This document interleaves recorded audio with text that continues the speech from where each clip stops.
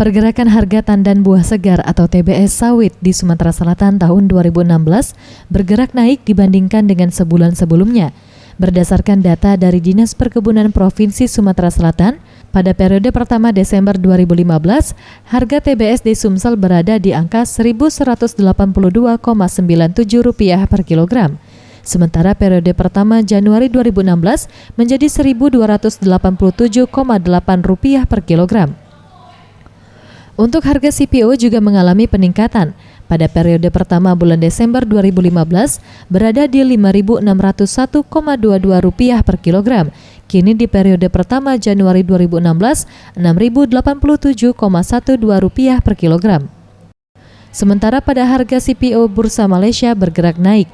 Untuk kontrak Maret 2016 pada perdagangan 13 Januari 2016 berada di level 2.372, naik 17 poin jika dibandingkan dengan sebulan sebelumnya di level 2.355.